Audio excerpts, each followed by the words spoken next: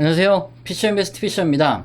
제가 카메라 울렁증이 있어서요. 그동안 너무 딱딱하다, 너무 재미가 없다 이런 얘기가 굉장히 많은데요. 셔츠를 입고 하다 보니까 뭔가 바짝 쫄아가지고 하는 것 같아서 오늘 좀 편하게 티조가리를 입고 방송을 좀 해보려고 합니다. 그래서 평소처럼 좀 편하게 한번 해보려고 그러고요. 일단 첫 번째 저희가 이벤트의 당첨 먼저 한번 발표를 할게요. 원래 당첨 발표는 그냥 안 하고 보내드렸는데 당첨됐어요. 제가 이렇게 메일을 보내드리는데 답장이 안 와요. 그래서 자꾸 다른 분 이렇게 하다 보니까 기간을 계속 둬야 되니까 시간이 지연되거든요. 물론 저는 이런 한 푼도 광고비를 받지 않습니다. 협찬을 해주신 분들은 홍보를 할 수 있으니까 좋고 저희 구독자님들은 상품을 공짜로 받아가시니까 서로 이득이 되는 거잖아요. 한 2주 전 영상이거든요. 제가 코로나 3차 대유행인데 주식시장 전망이 좋은 이유라는 이 영상의 앞에 이벤트를 했거든요. 당첨자를 제가 발표를 해드리면 먼저 동화님, 안동화님께서 모니터 암 받으실 거고, 그 다음에 붕어빵 두끼님, 그리고 데일리 브라운님, 사보TV님은 안타깝지만 다음엔 꼭 메일 보내주시고, 바캉스 가자님께서는 이제 니치크 향수를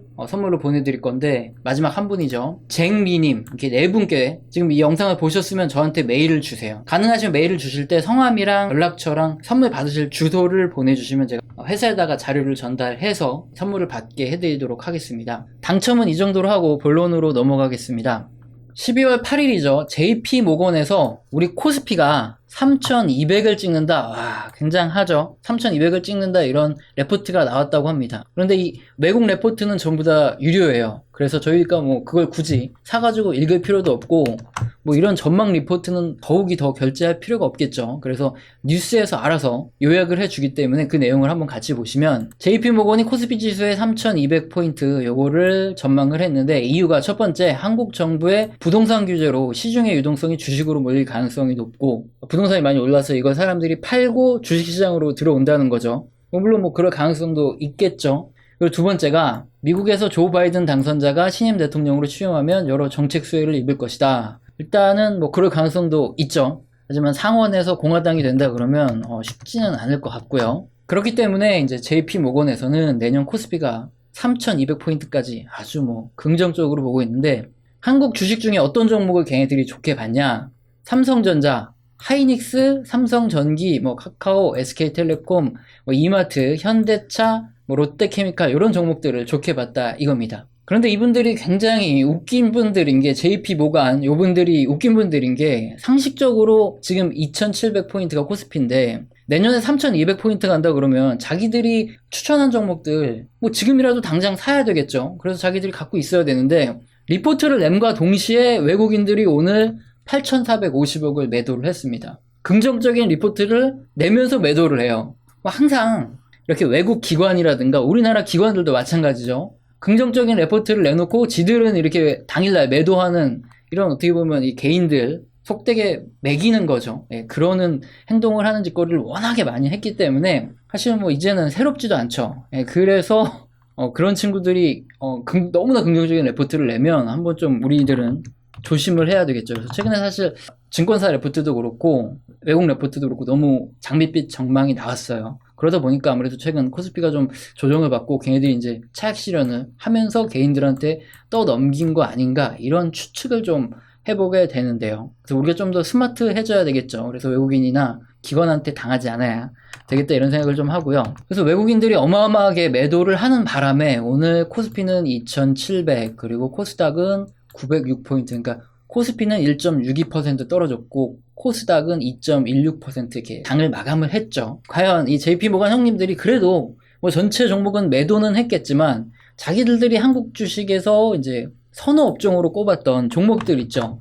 삼성전자, 뭐 하이닉스, 삼성전기라든가 카카오, 뭐 현대차, SK텔레콤 뭐 이런 종목들 샀겠죠. 이런 종목들은 양심이 있다면 추천을 했으니까 샀겠죠. 자기들은. 자, 삼성전자 오늘 외국인들이 팔아서 1.65% 마이너스로 갔습니다. 자기들이 종목을 추천해놓고 오늘 팔은 거죠. 내년에 3200까지 간다고 해놓고 JP모건 형님들인지 모르겠지만 어쨌든 이 외국인들은 집어던졌다. 하이닉스도 추천을 했죠.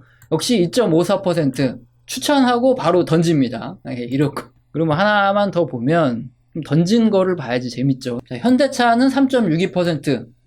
하루에 7,000원 떨어뜨렸네요. 굉장히 많이 집어 던지셨습니다. 긍정적인 레포트 낸 당일날 다 집어 던졌다. 뭐 이분들이 뭐 이걸 종목을 팔았는지 안 팔았는지 모르겠지만 여튼 이런 행태를 보였다. 참 그렇습니다. 그럼 코스피가 이렇게 오늘 하락을 했는데 그럼 지금부터 뭐 외국인들이 다 집어 던지면서 폭락이 나올 거냐, 깊은 조정이 나올 거냐, 이게 가장 중요한 이슈 같은데 저는 뭐 엄청나게 크게 큰 폭락이 올 걸로 보진 않아요. 잠시 쉬어가는 정도. 그러니까 뭐 당장 내일 반등을 할 수도 있겠고 한 며칠 정도 더 조정을 보이다가 반등을 할 수도 있을 것 같다. 뭐 이렇게 지금 뭐 개인적인 의견입니다. 근데 좀 이따 이유는 말씀드릴 거고요. 그럴 가능성이 높다고 보여지고, 그럼 또 종목의 주도주가 완전히 또 바뀌는 거 아니냐. 그러니까 외국인들이 팔았으니까 이제 다시 또 개인 장세, 뭐 코스닥 장세가 오는 거 아니냐. 이런 질문이 있으실 텐데, 혹시 기존의 주도주들, 그러니까 외국인들이 많이 산 종목들이 다시 갈 가능성이 높다. 한마디로 숨고르기 하고 외국인 장세가 다시 펼쳐질 가능성이 높다. 저는 이렇게 보는데요.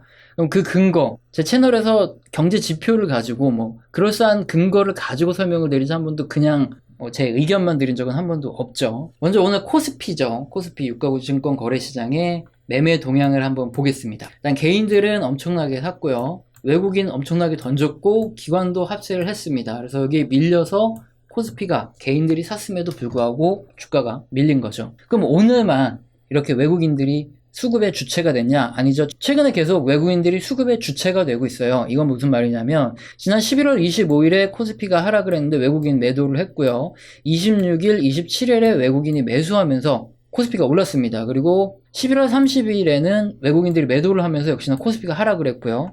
그리고 1, 2, 3, 4일 외국인이 매수할 때 역시 코스피가 상승을 했습니다. 그리고 7일에는 외국인이 약간 좀 매도를 했더니 코스피가 오르긴 했는데 오르다가 이제 십자 모양으로 약간 조정을 받았는데 뭐 오르긴 올랐죠. 근데 크게 오르진 않았고, 그러니까 오늘 이제 12월 8일에는 외국인들이 8,450억가량 대규모로 물량을 쏟아내면서 코스피가 하락을 했죠. 이 말은 무슨 말이냐 하면 이제는 코스피를 움직이는 그 수급의 주체가 개인이 아니라 외국인으로 바뀌었다 이겁니다. 우선 코스피를 움직이는 수급이 변했다. 이거는 어디서 또 나타나냐 하면 이 종목에서 볼 수 있습니다. 삼성전자부터 21위까지 시가총액별로 이렇게 지금 제가 가져가 왔는데요. 전체적으로 다 하락을 했죠. 개인이 시장의 주도 세력이었던 이 구간에는 코스피 상위 종목들보다는 특정 종목들에 더 편중해서 주가가 움직였고요. 뭐 삼성전자라든가 아니면 하이닉스 이렇게 특정한 종목들의 주가가 더 편승해서 개인들이 매수할 때 오르고 떨어지고를 반복했고 나머지 종목들은 큰 영향을 받지 않았고요.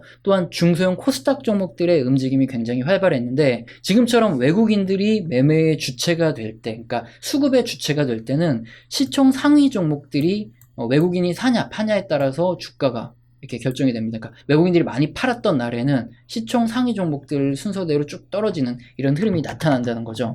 뉴스를 보시면 2020년 재테크 토다보기, 그러니까 돌아보기 뭐 이런 거죠. 그러니까 올해 국내 증시에서 동학 개미들에 따라서 수급의 주체가 개인이었다 이런 얘기를 하는 겁니다. 그런데 올해 11월 들어서 개인들이 첫 매도를 했다. 삼성전자를 거의 11월에 5조 원대 매물을 쏟아냈다 이런 얘기가 있거든요. 그동안 수급의 주체였던 개인들이 삼성전자를 굉장히 많이 매도하기 시작하면서 수급의 주체가 연말로 가면서 계속 변화하는 흐름이 나타나고 있다 이 얘기를 하는 거고요. 그림 보시면 신용거래 융자라는 게 있거든요. 이게 뭐냐면 증권사에서 돈을 빌려서 주식을 사는 거예요. 그러니까 주식을 매수할 대금을 빌리는 거죠. 그 자금이 올해 초에는 굉장히 많았죠. 이게 올해 초부터 해가지고 하반기에 들어서면서 흐름이 좀 갈리죠. 이게 뭐냐면 수익을 본 분들은 일부 차익을 좀 실현을 하고 있다 이런 거죠.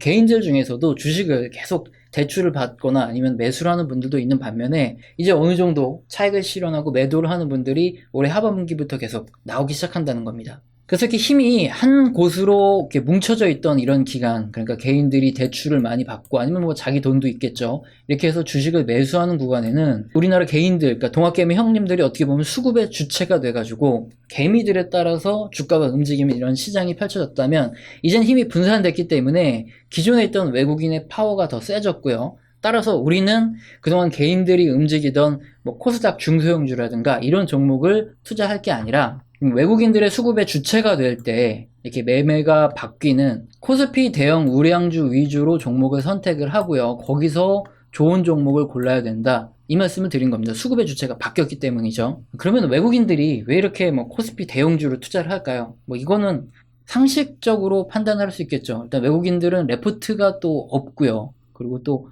와가지고 기업 탐방을 할 수 있는 것도 아니죠. 그러니까 중소형주, 굉장히 좀 불안한 이런 종목들에 투자를 할 수가 없어요. 그러니까 레포트도 외국어로 번역돼서 아니면 외국어로 쓰여진 레포트가 많은 이런 대형주 위주로 투자를 할 거고, 역시나 IR도 해외 IR을 하거든요. 그러니까 그런 외국인들의 입장에서는 당연히 뭐 우리나라에 있는 대형주를 투자하는 게 훨씬 더 이득이겠죠. 여기에 또 하나 이따가 좀 설명을 드릴 건데, 우리나라 중견 중소기업들과 같은 경우에는 매출이 잘 나와도 실적은 잘 안 나오는 경우가 굉장히 많습니다. 이거는 뭐 조금 이따 한번 설명을 드릴 건데, 일단 여러 가지 이유로 인해서 외국인들은 코스피 시가총액 상위 종목들 하겠죠. 이건 뭐 우리도 마찬가지예요.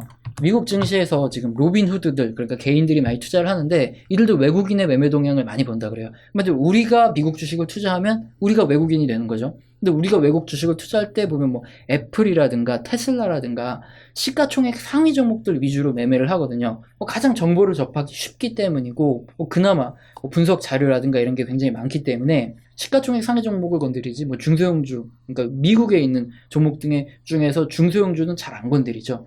이거랑 똑같은 원리입니다. 그래서 외국인들이 시장을 지배할 때, 그러니까 코스피 시장의 수급의 주체가 외국인들이 될 때는 코스피의 우량주, 시가총액 높은 종목들 위주에서 여기서 종목을 고르는 게 좋다. 이거 뭐 당연한 이치고요. 그럼 여기서 이런 질문을 하실 수도 있을 거예요. 다시 개인들의 자금이 크게 들어오면 수급의 주체가 개인이 되는 거 아니냐. 그래서 뭐 다시 뭐 중소형주부터 해가지고 다시 삼성전자가 가거나 아니면 개인들이 많이 사는 종목으로 수급이 이동할 수 있지 않냐, 이렇게 생각하실 수도 있는데, 그럴 가능성은 결론적으로 좀 높지 않아 보입니다. 이유는 신용거래용자, 그러니까 주식을 빌린 돈, 이건데요. 여기 보시면은 주식을 굉장히 많이 빌렸어요.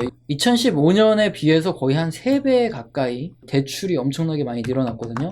빌릴 수 있어야지만 개인들이 주식을 훨씬 더 많이, 이때처럼 지난 4월 이후처럼 엄청나게 크게 들어올 수 있는데, 최근에 증권사들에서도 이제 대출을 규제를 하고 있죠. 더 이상 빌려줄 돈 없다. 혹시라도 그가 떼일 수 있으니까 규제도 강화하고 이렇게 하고 있을 뿐더러, 개인들도 여기 보시면은 일부는 차익을 실현하시는 분도 계시고, 여기서 대출을 너무 많이 받았으니까 잘못하던 큰일 나겠다 싶어서 대출을 갚는 분도 계신 거죠. 다시 개인들이 이렇게 대출을 크게 늘리면서 들어올 가능성 그렇게까지 높진 않다 이거죠. 그럼 두 번째로, 외국인들의 시장 지배, 그러니까 수급의 주체가 되는 이런 거는 계속 이어질 수 있겠느냐, 이 질문을 하실 수 있는데, 맞습니다. 결론은 그럴 겁니다. 왜냐하면 이 그림이 지난 2006년도부터 지금 2020년 11월 현재까지 코스피 지수가 이 회색 선이고요. 그리고 지금 이 분홍색, 그러니까 약간 붉은색으로 보여지는 분홍색, 짙은 분홍색의 이 선이 외국인의 시가총액입니다. 거의 뭐 똑같이 움직였다.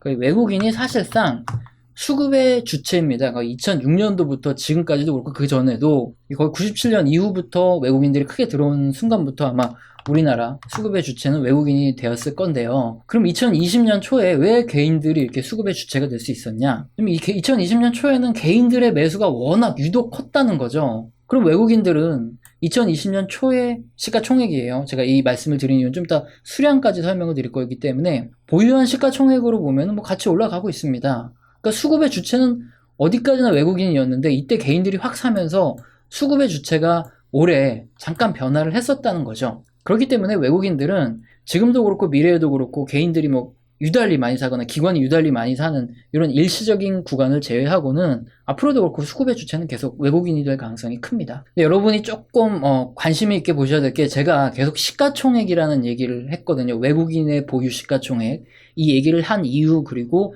지금 이 보유 주식수에 대해서 한번 살펴보는데, 이 부분이 굉장히 중요하니까 한번 같이 보시면, 시가총액은 뭐냐면은 주식수에다가 현재 주식의 가격을 곱한 겁니다. 그러면은 현재 가격이 올라가면은 외국인들의 시가총액도 올라가고요. 반대로 현재 주가가 떨어지면 외국인들의 시가총액도 떨어지겠죠. 그러니까 정확하게 외국인들이 주식을 사고 있는지 팔고 있는지 이거는 모른다는 거죠. 그러면 정확하게 주식을 외국인들이 사고 있냐 팔고 있냐는 외국인들의 보유 주식수를 보면은 우리가 알 수 있거든요. 실제 외국인들은 2020년 2월부터 주식 수량을 계속 줄이고 있었어요. 그럼에도 불구하고 4월 이후에 주식시장이 반등을 하기 시작하면서 시가총액은 주식수 곱하기 주가라 그랬죠. 주식수는 줄어듦에도 불구하고 주가가 올라가니까 외국인들의 보유 비중은 31%를 아직도 유지를 하고 있다 이겁니다. 외국인들의 시가총액으로 한 보유 비중이요. 근데 주식수를 보시면 외국인들은 올해 11월까지 계속 주식을 팔았다는 겁니다. 실제로는 주식을 팔았어요. 저는 그동안에 올해 내내 외국인들이 실제로는 주식을 계속 매도를 했기 때문에 굉장히 불안했어요. 이게 무슨 소리냐면 외국인들이 주식을 실제로는 매도를 하고 있는데 이걸 개미들이 계속 받치고 있었죠. 매수를 하고 있는데 그 매수의 원천이 뭐냐? 빌린 돈이라는 거죠. 개인들이 돈을 빌려서 외국인들이 계속 수익 실현하는 거죠. 주가가 오르니까 계속 수익 실현하는데 빌린 돈으로 우리나라 개인들이 계속 받쳐서 주가를 끌어올렸다는 거예요. 이와 동일한 현상이 지난 2006년부터 2007년 사이에 일어났거든요. 그 다음에 주식장이 폭락을 했었는데 물론 지금 그렇게 된다는 건 아닙니다. 하지만 외국인들이 어쨌건 주식을 계속 매도를 하고 있었고 개인들은 빚을 내서 그 주식을 계속 받아서 올렸기 때문에 코스피가 이렇게 올라갔던 건데 지금 긍정적인 흐름이 11월부터 나타나요. 여기 보시면 11월부터 외국인들이 드디어 주식을 사기 시작하는 겁니다. 이걸 보시라는 거죠. 일단 외국인들이 그러니까 앞으로 지금까지 샀으니까 또 더 살 거다? 아니면 지금까지 샀는데 지금 더 떨어질 거다? 이건 모르죠. 외국인들이 어떻게 할지 알 수 있는 방법이 없어요. 왜냐하면 원화가 강세가 된다. 그럼 원달러 환율이 떨어진다. 그러면은 상식적으로 외국인들은 환차익을 거둘 수 있으니까 주식을 더 산다고 알고 있는데 실제 보시면은 올해 내내 원화가 강세가 되는데 외국인들은 주식을 팔았어요. 지금 원달러 환율 가지고 외국인들이 산다 판다 이건 지금 당장은 몰라요. 근데 어쨌든 11월부터는 외국인들이 사고 있었다는 겁니다. 그래서 지금 이 부분을 제가 베스트 워스트 시나리오로 설명을 드릴 건데 일단은 저는 또 우리 개인 투자자분들이 돈을 많이 버셨으면 좋겠어요. 그리고 외국인들이 그동안 너무 우리나라 개인들한테 돈을 많이 해 먹었기 때문에 저는 돈을 많이 버셨으면 좋겠다 이런 입장인데 가장 좋은 시나리오로 갔으면 좋겠어요. 그래서 가장 좋은 시나리오를 말씀을 드리면 일단 외국인들이 계속 주식을 더 사는 겁니다. 주식 수량을 늘리는 거예요. 시가총액을 보시는 게 아니라 주식 수를 보셔야 됩니다. 외국인들이 계속 주식 수를 늘리는 겁니다. 그리고 우리나라 그 투자자분들은 여기 증권사 대출이죠. 대출을 점점 줄이시는 겁니다. 그렇게 하면서 코스피는 계속 올라가는 시나리오죠. 그러니까 우리 개인 투자자 형님들이 빚을 내서 저가에 우리나라 주식을 매수를 했습니다. 그래서 지금 주가가 많이 오른 상태인데 외국인들이 그동안 계속 팔다가 이제 11월부터 수량을 늘리는 이런 시나리오가 되는 거죠. 그러면은 개인 투자분들이 이번에 외국인을 이기게 되는 거죠. 외국인들은 고점에서 계속 매수를 하게 되는 거니까 이 시나리오가 가장 베스트한 시나리오입니다. 그래서 외국인 주식수가 계속 올라가고 우리나라 대출은 계속 줄어들면서 우리 동학개미 형님들 개인 투자자분들이 엑시트를 해서 돈을 버는 시나리오가 제가 생각할 때 지금까지는 그렇게 되고 있죠. 지금 여기서 분명히 대출을 줄이시는 분들도 있으니까 이게 이렇게 내려오고 외국인들의 주식수는 올라가는 이런 시나리오가 펼쳐지고 주가는 오르는 그런 시나리오가 펼쳐진다면 저는 가장 베스트한 시나리오로 보고 지금까지 그렇게 흘러갈 가능성이 굉장히 높아요. 그렇기 때문에 만약에 지금 들어가시는 분들이라면 이 외국인들과 편승해서 시가총액의 상위 종목들을 외국인들이 살 테니까 그 종목들 중에서 골라서 투자를 하시고 기존에 수익이 많이 나신 분들은 대출을 일단 갚으세요. 팔아가지고 그러면서 대출을 일단 줄여가지고 일단 자기 돈만으로 투자를 하시는 거죠. 그런 상황이 되면 이제 외국인들을 우리나라 개인들이 이기는 역사상 몇 번 안 되는 승리를 거두시는 그런 베스트한 시나리오가 되는 건데 지금까지는 일단 그렇게 가고 있어요. 그래서 제가 굉장히 좋게 보고 있고 그럼 이제 반대로 항상 좋은 일만 있을 수는 없잖아요. 우리는 인생이. 그러니까 그럼 반대로 최악의 시나리오는 뭐냐? 외국인들이 지금 또 계속 주식수를 줄이는 겁니다. 실제적으로 외국인들이 매도를 하는 이런 시나리오가 펼쳐지고 우리나라 개인들은 계속 빚을 늘리는 거죠. 증권사에서 대출을 안 해주면 이제 주택담보 잡아가지고 그 돈으로 주식 투자를 하고 이렇게 하면서 주식시장에 불나방처럼 뛰어드는 시나리오가 펼쳐지는 겁니다. 만약에 그런 상황에 경기가 회복되면서 대출금리가 올라가는 이런 상황이 나타나는 거죠. 그러면 그게 무슨 문제가 되냐? 대출금리가 올라가면은 버틸 수 없는 분들이 생기는 거죠. 그러니까 좀 매도를 해볼까 이런 분들이 생기는데 주식을 그러면 다른 분들은 어떻겠습니까? 누가 먼저 매도를 하게 되면 다른 대출 있는 분들도 역시나 조금이라도 높을 때 팔아가지고 대출을 갚는 게 이득이죠. 그러니까 서로 판단 말이죠. 그럼 이제 주가가 곤두박질을 칠 수도 있죠. 그렇게 되면 우리 그 못된 지금까지 이렇게 주식을 매도해가지고 수익만 챙기던 외국인들이 앞으로 만약에 또 매도를 했다. 그런 상황에 주가를 또 같이 떨어뜨려 놓고 헐값에 얘네들이 그때부터 다시 주식을 늘리는 이런 시나리오가 개인들은 이번에 왕창 당하고 그다음 수익 냈던 거 제대로 크게 챙기지도 못하고 주가는 떨어진 상태에서 외국인들이 다시 쓸어 담아가지고 올리는 이런 상황이 펼쳐질 게 바로 최악의 경우인데, 뭐 지금까지는 이런 흐름은 나타나지 않고 있습니다. 하지만 이렇게 될 수도 있기 때문에 이건 걱정을 하는데, 물론 계속 봐야 되겠죠. 근데 현재까지는 그런 시나리오는 나타나지 않고 있고요. 근데 물론 이거에 대비를 해야 되기 때문에 제가 지금 설명을 드린 거라서, 일단 외국인들의 주식 수가 어떻게 되냐, 이거가 가장 중요하고요. 외국인들의 주식 수가 파는 거냐 올라가는 거, 이게 중요하고, 우리나라 개인분들이 좀 대출을 줄이셨으면 좋겠어요. 뭐 연준에서는 기준금리는 낮췄지만 채권금리가 올라가고 대출금리가 올라가 버리면 잘못하면은 이분들이 굉장히 난처한 상황이 처할 수 있고, 그렇게 되면 주가 하락의 동력이 될 수 있기 때문에 대출을 좀 개인 투자자분들이 줄이셨으면 좋겠다, 저는 이런 생각을 하고 있습니다. 여기까지 제가 요약을 좀 해드리면, 일단 현재 주식시장의 수급의 주체는 외국인이라 이거죠. 그렇기 때문에 투자의 대상은 시총 상위 대형주에서 고르는 게 낫고요. 그리고 외국인들은 사실상 올해 내내 주식을 매도했는데 11월부터는 주식을 지금 매수를 하고 있기 때문에 일단 지금 자체적으로 긍정적인 상황이 펼쳐지고 있고, 이 흐름으로만 간다면은 상당히 좋다. 그렇기 때문에 이번 조정이 끝나고 나면 역시나 다시 이런 종목들이 다시 달리지 않을까, 이렇게 본다 이거고요. 그리고 이제 주의할 부분은 외국인이 주식을 계속 이렇게 매도하는 이런 시나리오, 그리고 우리나라 개인분들이 이제 대출을 좀 줄이셔야 되는데 대출이 계속 올라가는, 신용거래 융자가 계속 올라가는 이런 시나리오가 좀 최악의 시나리오. 여기서 만약에 경기 회복으로 금리가 올라가면 안 된다, 이거를 좀 주의하자, 이게 오늘의 요약이 되겠습니다. 그러면은 이제 여기서 아까 잠깐 설명을 드렸는데, 외국인들이 우리나라에 중소형주에 투자하지 않는 이유, 그 세 번째 이유기도 하고, 우리가 중견 중소기업에 투자를 했다가 손해를 보는 이유, 이런 것들에 대해서도 잠깐 한번 설명을 드리게 되면은, 왜 기업 탐방을 가건 아니면은 뭐 계산을 하는 거죠. 업황이 좋아지건, 그래서 분명 기업의 매출이 굉장히 늘어나는 경우가 있어요. 중견 중소기업을 말합니다. 분명히 매출이 늘어났다 그러면 이익도 증가할 것이고 주가는 오를 거라고 생각을 하는데, 갑자기 실적이 발표가 됐는데 매출은 굉장히 많이 늘었는데 영업이익이 뭐 적자, 순이익도 적자, 이런 경우가 우리나라 기업들은 굉장히 많아요. 대표적인 사례가 뭐냐면은, 어떤 기업 탐방을 가보면은 예를 들어서 뭐 폐차의 부품을 빼어가가지고 이걸 수리해가지고 판매하는 기업이라고 할게요. 그러면은 여기 공장에 가보면은 이 부품들이 굉장히 많이 쌓여있거든요. 이게 재고 자산으로 잡히는 거예요. 자산인 거죠. 근데 이런 폐차하는 차종들을 보면 대부분 좀 연식이 오래된 거라서 잘 안 팔리는 거예요. 이제 기업 입장에서는 어차피 폐차하는 거에서 부품 떼와가지고 거의 뭐 원지가가 제로죠. 여기서 하나만이라도 팔아도 수익이 나는 거니까 기업 입장에선 좋은데, 이게 다 재산으로 잡혀 있는 상태에서 감가상각이라는 게 있거든요. 그러니까 가치가 계속 떨어진다, 이거를 매겨야 되니까 감가상각은 원가에 포함이 돼요. 그러니까 이익을 일단 갉아먹는데, 완전히 완전히 폐차가 돼가지고 더 이상 필요 없는 부품들을 굉장히 많이 갖고 있었다고 할게요.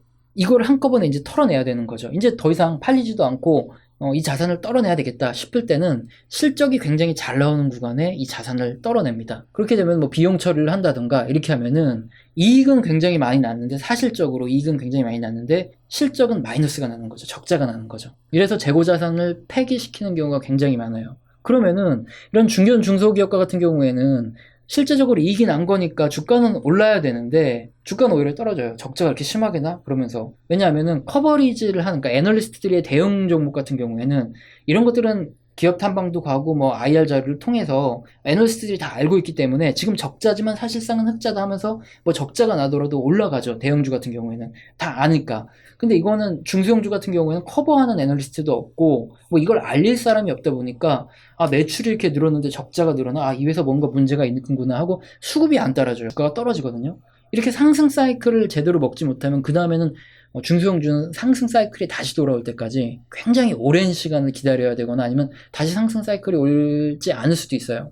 그러니까 중소형주가 굉장히 무서운 거죠. 그래서 우리들도 그렇고 외국인들도 그렇고 이렇게 중견 중소기업에 잘못 투자했다가 실패하는 경우 대부분은 뭐 이렇게 재고자산을 처리하는 이런 경우도 있고, 아니면 생산 설비를 굉장히 많이 늘려놨는데 예를 들어서 뭐 애플에 뭔가 공급을 하기로 했었어요. 뭐 하청을 받아서 했기 때문에 만들고 있었죠. 열심히 설비 투자도 하고. 그런데 갑자기 1차 수주를 받는 이런 기업이, 애플이 갑자기 무슨 연유로 더 이상 이 제품 안 받겠다 하면은 하청받은 기업들, 외주 받은 기업들은 설비 투자는 왕창 해놨는데 이제 제품을 공급을 못하게 되는 거죠. 그럼 이거 전부 다 그냥 손실 처리가 되는 거예요. 투자한 것도 고정자산부터 이자 비용부터 해가지고 대출 이자 나가고 하니까 이거 다 손실 처리되고, 미리 만들어 놓은 제품도 다 폐기해야 되니까 손실 처리가 되고, 이런 경우가 있고요. 그리고 이제 기업에서 단가 인하 압력이라는 걸 하거든요. 그러니까 뭐 CR이라 그래서 단가를 굉장히 낮추려고 해요. 막 현대차라면 부품사에다가 어떻게든 단가를 낮추려고 하는데 이거에 안 걸리려면 그 원가를 높여야 되는데 원가를 높이는 방법이 그 기계의 감가상각 연수를 낮춰버려요. 그럼 감가상각이 엄청 크게 되거든요. 그럼 이게 비용이 늘어나는 거예요. 그러면 원가가 높아지니까 실적이 원래 뭐 100억 나와야 되는데 뭐 70억, 50억으로 줄어드는 거죠. 이렇게 하청업체들, 그러니까 뭐 하청업체라고 부르면 안 되죠. 협력업체들에서 일부러 그 이익을 적게 하는 경우가 많아요. 그럼 분명히 상승 사이클인데도 불구하고 이익이 안 난 상태에서 우리는 투자했는데 손해를 보고 끝나는 거죠. 이게 다시 호강기가 오기까지 굉장히 오랜 기간 걸리니까 실제로 투자해놓고 손실만 계속 보는 경우가 많아요. 그렇기 때문에 개인 투자분들은 가능하시면 애널리스트가 여러 붙은 대기업, 대형 그 종목에 투자하시는 게 훨씬 좋아요. 또 그리고 중소, 중견기업 같은 경우에는 뭐 유튜브 같은 데서 추천하는 사람들이 굉장히 많잖아요. 물론 저는 제 영상에 어디에 나와 있는 중견, 중소기업 같은 경우에는 저는 미리 사지 않아요. 이거 법으로 금지가 돼 있어요. 미리 매수를 만약에 하고 그 종목을 추천을 한다 그러면은 자기가 사고 있다는 것도 얘기를 해야 되고, 만약에 매도를 하기 전에 어떤 경로를 통해서든 뭐 영상을 통해서든 아니면 거기에다가 커뮤니티를 통해서든 매도를 한다 하고 나서 매도를 해야 된다는 거죠. 만약에 그렇게 안 하면 이거는 금감원에 잡혀가는 거거든요. 뭐 누가 종목 추천을 했는데 지가 사고 있다가 매도를 했어요. 만약에 뭐 유튜브에서 뭐 누가 종목 추천을 했는데 떨어졌다. 그런데 지가 만약에 그 추천한 사람이 갖고 있었다.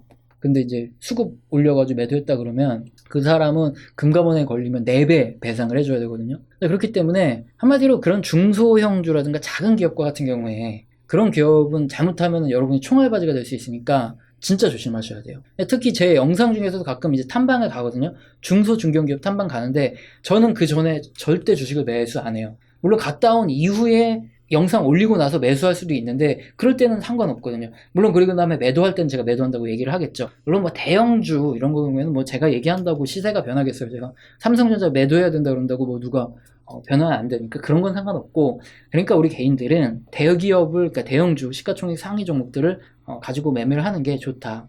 이게 핵심이겠죠. 오늘은 제가 라이브 연습처럼 하면서 정말 진솔하게 한번 T조가리 하나 입고 편하게 한번 해봤는데 점점 좀 라이브를 해도 될까 싶네요. 그럼 나중에 제가 점점 익숙해지면 라이브를 좀 해보도록 하겠습니다. 오늘은 라이브처럼 한번 해봤는데 어떻게 좀 잘 보셨는지 모르겠습니다. 오늘 영상도 마음에 드셨다면 구독과 좋아요는 꼭 눌러주시고요. 지속적으로 시청 부탁드립니다. 감사합니다.